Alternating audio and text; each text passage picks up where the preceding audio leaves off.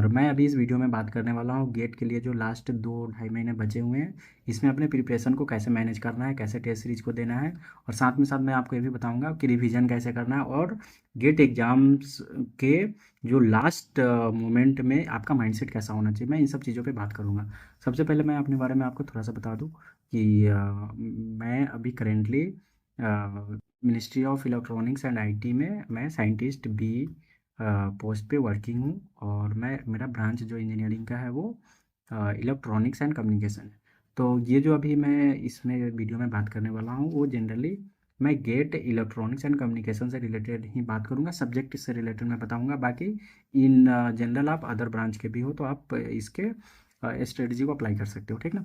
तो मैं आपको ये बता रहा था कि अभी जो लास्ट 2 ढाई महीने बचे हुए हैं ना गेट के लिए, ये सबसे इम्पोर्टेंट टाइम है। इस मोमेंट पे आपको करना क्या चाहिए, आपको इस मोमेंट पे होना चाहिए कि आपके जो भी सब्जेक्ट्स हैं उसका एक अच्छा से कवरेज आपको हो जाना चाहिए।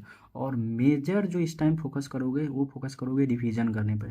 ज़्यादा से ज़्यादा रिवीजन करोगे, जो भी आपके इंजीनियरिंग के जो भी सब्जेक्ट्स हैं उनको मल्टीपल टाइम रिवीजन करोगे और रिवीजन के साथ साथ टेस्ट सीरीज देना स्टार्ट कर दोगे।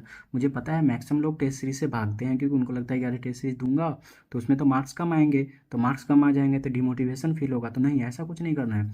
टेस्ट सीरीज देना है इसलिए क्योंकि उससे ये पता चले कि हमारा क्वेश्चन उस सब्जेक्ट पे कमांड कितना है, मैं क्वेश्चन को कितना रिकॉल कर पा रहा हूँ, अपने कॉन्सेप्ट को कितना रिकॉल कर पा रहा हूँ क्वेश्चन को सॉल्व करते हुए।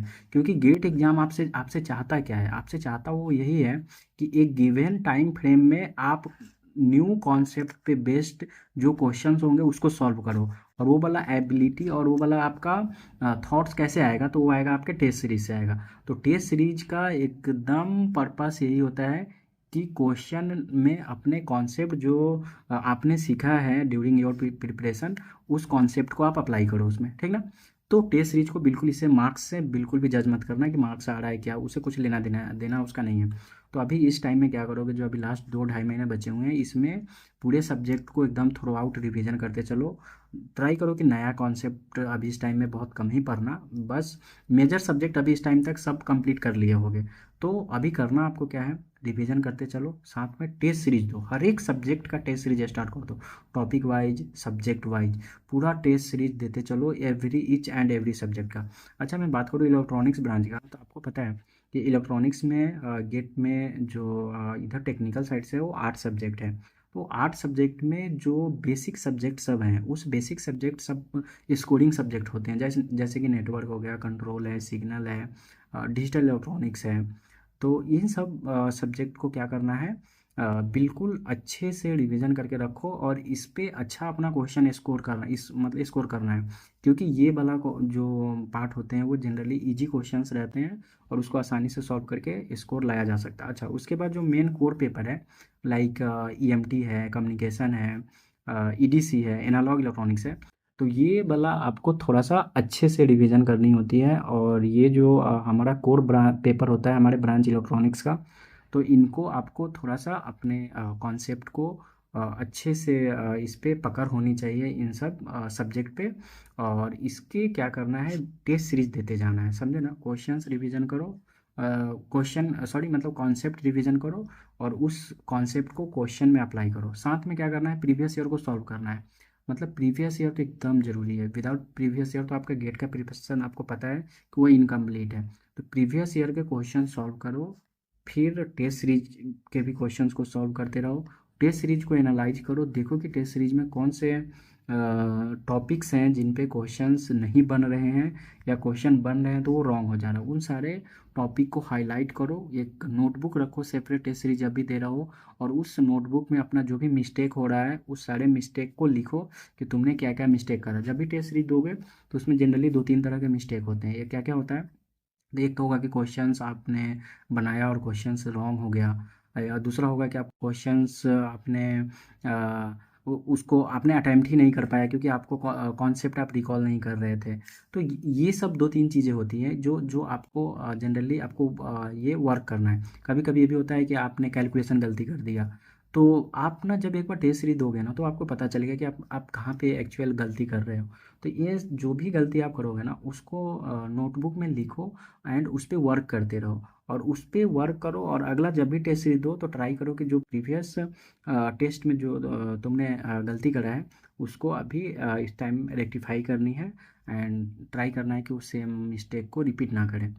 तो आप समझ गए कि अभी इस मोमेंट में कैसे कैसे करना है। अच्छा, दूसरा चीज़ है, अभी लास्ट मोमेंट में बहुत सारे लोग आएंगे जिसका अभी मोटिवेशन पूरा लो हो जाएगा, उसको लगेगा अरे सब्जेक्ट तो अच्छे से कवर हुए नहीं, रिवीजन, क्योंकि पढ़ने के लिए सब कोई पढ़ लेगा, रिवीजन करने के टाइम में ओरिजिनल पता चलता है कि हाँ भाई कितना ज़्यादा लोड पड़ रहा है। बट ये इस टाइम में जो है ये आपको डिसाइड करेगा कि जो इस मोमेंट में जो लास्ट 2 ढाई महीने बचा हुआ है इस टाइम में जो सब कुछ संभाल लेगा, क्योंकि पढ़ने के लिए न्यू कॉन्सेप्ट तो बहुत पहले सबने पढ़ लिया होगा, लाइक मई जून जुलाई में अगस्त तक में सबने पढ़ लिया होगा, लेकिन रिवीजन कौन कर पाएगा और कितने लोग रिवीजन अच्छे से कर पाएंगे वो डिसाइड करता है कि हाँ भाई वो गेट में रैंक ला सकता है, समझे ना। बाकी पता है कि गेट में एक भीड़ होता है, बाकी बैठने के लिए कैंडिडेट अगर 70,000 80,000 अगर किसी ब्रांच में बैठ रहा है उसमें सीरियस ओनली 5,000 ही होते हैं, समझे ना, 5,000 सीरियस होता है। बाकी सब ऐसे एक भीड़ का हिस्सा होता है, जाते हैं पेपर जाके एग्ज़ाम दे के आना है। तो हमें उस भीड़ का हिस्सा नहीं बनना, और डोंट वरी मैं किसी को डिमोटिवेट नहीं कर रहा हूँ, ठीक ना। बट जो रियलिटी फैक्ट है वो मैं बता रहा हूँ, ठीक ना। तो करना क्या है, हमें अपने आप को एक सीरियस कैंडिडेट के कैटेगरी में हमें लाना है, और अपने आप को एक बेस्ट तरीके से क्या करना है, ढालना है एग्ज़ाम्स के रिवीजन करने के तरीके में। तो रिवीजन एकदम अभी बस 2-3 चीज़ें माइंड होनी चाहिए, only revision revision revision, question practice और साथ में टेस्ट सीरीज। ये 3 चीज़ें एकदम अभी करते रहो, समझे, बिना एकदम थके हुए रुके हुए। तुम्हारा 3 ही काम होना चाहिए, रिवीजन करोगे, क्वेश्चन सॉल्व करोगे और टेस्ट सीरीज दोगे, और टेस्ट सीरीज देने के बाद ऑब्वियसली एनालिसिस करोगे। टेस्ट सीरीज दे के एनालिसिस नहीं करोगे तो बेकार है टेस्ट सीरीज देना, समझे ना। तो टेस्ट सीरीज को अच्छे से दो।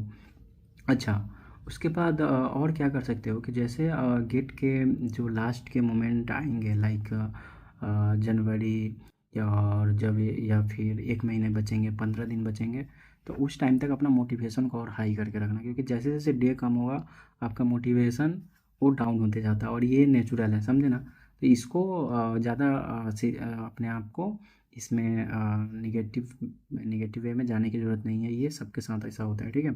अब हमेशा अपना अपने ऊपर ट्रस्ट करके रखो कि जो भी आपने मेहनत करा है उस मेहनत का फल मिलेगा, और हमें सिर्फ अपने साइड से क्या करना है, गिव अप नहीं करना है, समझे ना। तो जो भी गेट के सब्जेक्ट हैं इलेक्ट्रॉनिक्स के, वो उसको अच्छे से रिवीजन करो, साथ में एप्टीट्यूड और मैथ भी अच्छे से करना, क्योंकि एप्टीट्यूड मैथ स्कोरिंग है पता है, और उसमें कम मेहनत लगते हैं। तो उन दोनों को भी अच्छे से करो, और साथ में बाकी इधर के जो सब्जेक्ट है उसको भी प्रिपरेशन अच्छे से करो, ठीक ना।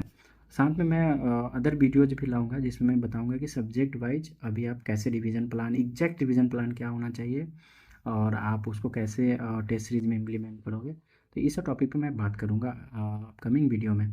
तो आप अभी अच्छे से तैयारी करो, और बीच में अगर कुछ भी आपको डाउट होगा तो आप कमेंट करना, मैं आपको गाइड करूँगा।